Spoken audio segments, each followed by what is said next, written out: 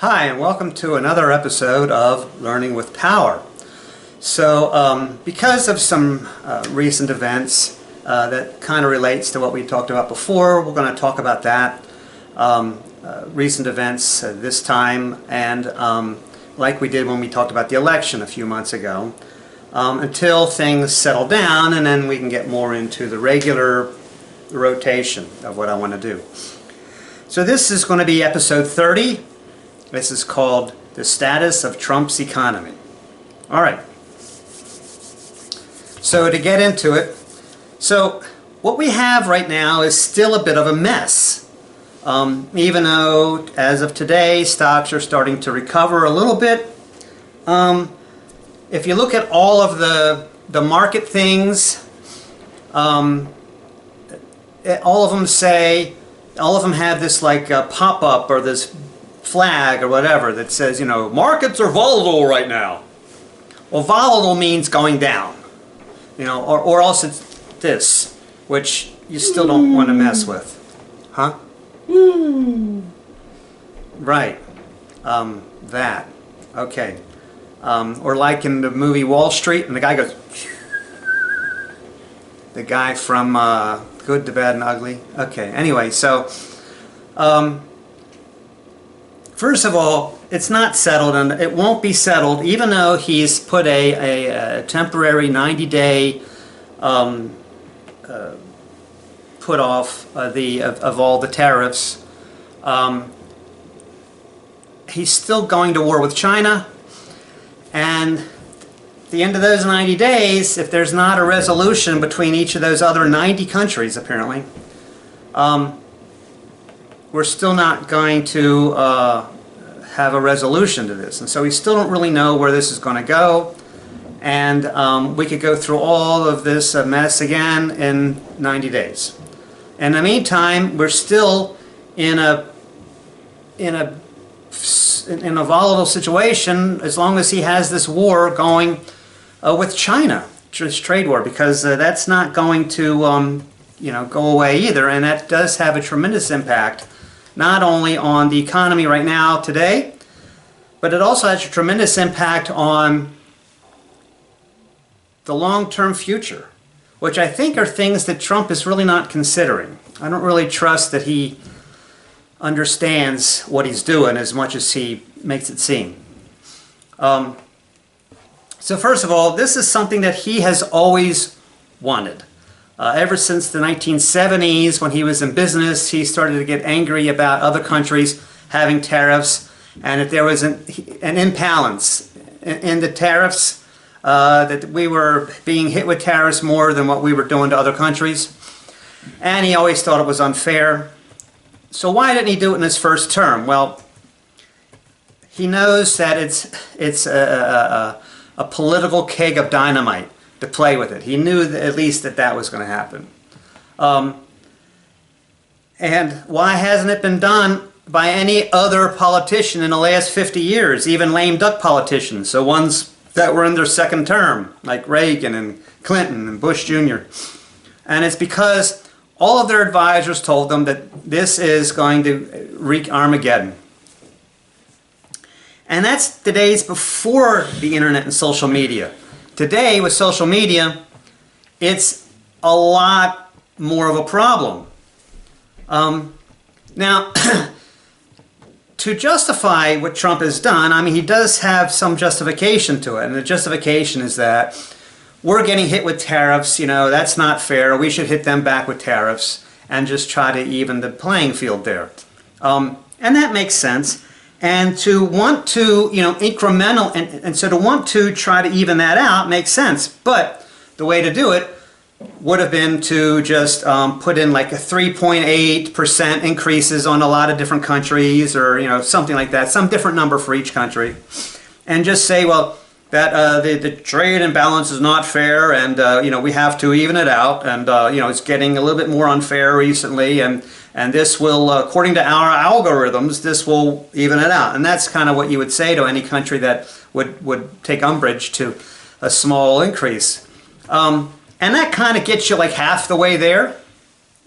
And then you do that and you shut up about it. You don't talk about it. But that is not Trump's way. Trump's way is he wants big theater. And that's not how you wanted to handle this. Because by doing it the way that he did it, it was deplorable. Nothing short of deplorable. And I don't care how devoted and dedicated to Trump you are, it was deplorable. And it sent markets crashing. Now he obviously, then it was clear that he got angry about that, and he called everybody weak. And so that was obvious that he didn't really anticipate that it would crash that much. And so what does he do? He does a complete 180. And he rescinds the tariffs temporarily, puts a pause on them, and says, you know, for 90 days. So that says to me clearly that he really does not have a plan. He really does not know what he's doing. He's winging it. And this is dangerous. Now, we have a tremendous left wing and right wing split on this, which is almost comical in a way. So there was a poll that was done a few weeks ago where liberals and Republicans were both asked what do they think about the economy for this year. And the liberals were all really nervous and worried about the economy, and they said that we're going to suffer 6.9% inflation. That was the average of what everybody was saying. Whereas the average with what Republicans were saying was 0.1%. That is a very, very big difference. And it's clear that the left wing and the right wing are living in two completely different worlds. You know, if you go to the markets, you know, I went to some markets the other day, and the ones that were owned by clearly left-wing people all raised their prices by like 30%. And the ones that were being controlled by Republican interests, the prices didn't change much at all. So that's what's happening. So if you're complaining about inflation, it's because the people that are raising prices are probably liberals, because they're terrified of what's going to happen. But I think now Trump gives them a reason to be a little bit afraid of what's going to happen. If you talk to Republicans, they're like, well, you want to stay in and you want to just trust it, because when it comes bounding back, you'll make all your money back. And if you don't do it, if you don't stay in, you're not going to really make the profits. So, you know, the idea is you want to buy low and sell high. That's the idea. So right now is the time to buy. Well, if you're a multi-billionaire, or you've got 100 million or even 10 million or something in the bank, you know, and you don't really need that to pay your bills. I mean, it depends on what lifestyle you're living up to. I can understand that kind of mentality, and in the long run, you might be all right. But if you're not like that, and your money is more important to you, and you need to kind of have use of it a little bit, there is one well-known economist that said, why catch a falling knife? Meaning, if you know it's going to just keep dropping, why grab it now? You know what I mean? If you know that, you know, why buy it now when you know it's going to keep going down? And the way that I say, if you pay attention, you know, you don't have to be in the ground floor of something in order to still make a profit. I mean, if you didn't buy EatC or Zoom, you know, in 2020, you know, right at the time that everybody else was, and you bought it, you know, a week later, you still made a lot of money on it. It's not. And in the meantime, if you pull your money out and you put it into cash, and let's say liquidable cash, so not CDs actually, I would pull it out and just put it into like high yield cash accounts. And most of these trade companies will allow you to do that within their spectrum. And that's pretty liquidable, because then you can throw it back into the market like within a day or even less. So it's not really a danger to do that. You don't really lose anything. And in the meantime, you prevent seeing your total assets ratio or percentage dropping, you know, because like I said, we still don't know where this is going to go. So anyway, so initially, by doing it the way that he did it, he says, okay, this is Liberation Day, and he's got 90%, he's got 90 countries with 10% tariffs. I mean, this literally was declaring economic war against the entire rest of the world almost. And so then he rescinded that, and he tries to pitch that as a win. It was not a win. Everybody lost. Everybody was hurt by that. Nobody won. Nobody benefited at that point. When everything goes down, nobody's winning. Nobody's winning. Not billionaires. Nobody's winning at that point. You have to wait for it to go back up again, and you've got to give the markets reason for it to go back up. Like earnings look good, or it looks like inflation is going to go down, or it looks like the jobs are going to go good. Or what people think, or what some people have said, oh, well, he intends to crash the market because he wants to force the Fed to lower interest rates.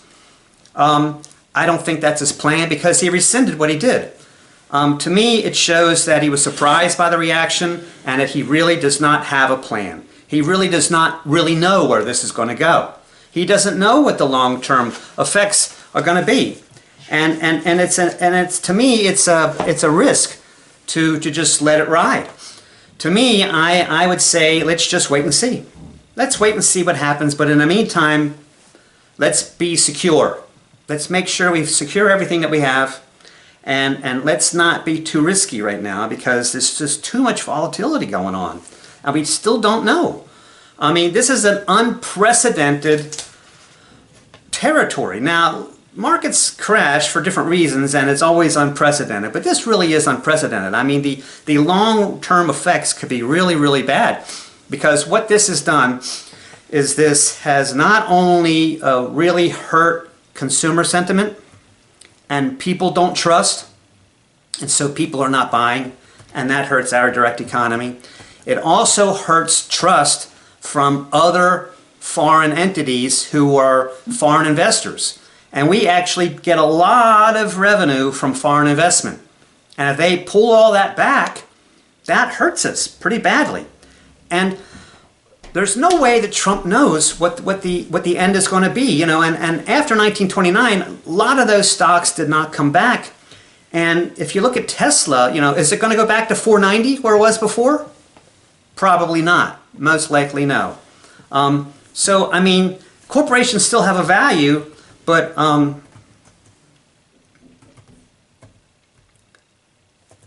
you have to, I would just say wait and see. The other element that I don't think people are really considering is that what's happening now is different than it ever was before.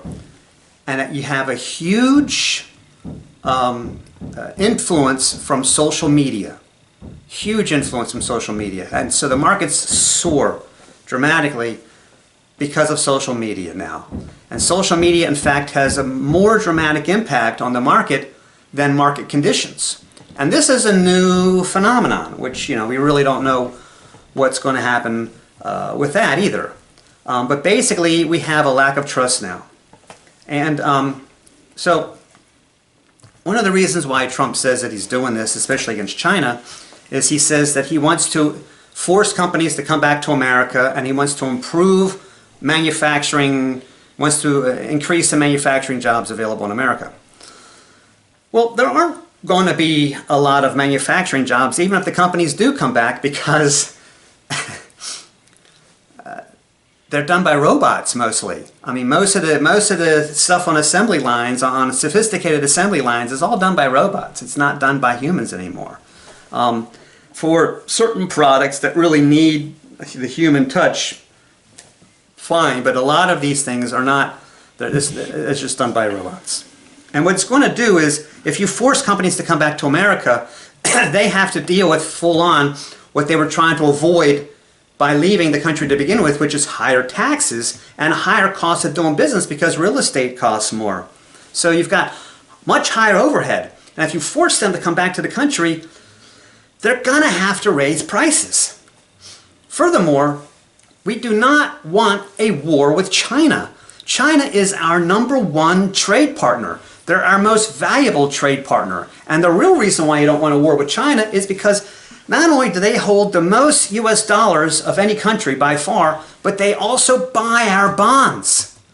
And they buy a lot of bonds, and they keep us from our debt ratio being dangerous. If China was just to stop buying all the bonds that they buy, suddenly we would have a dangerous debt ratio. And that would really hurt us overall, and it would be hard to recover from that, because if you make a war with China, they're not going to want to cooperate. And so I think he doesn't really understand that. The other thing is that so now the Republican rhetoric is that well, 70 countries now want to renegotiate.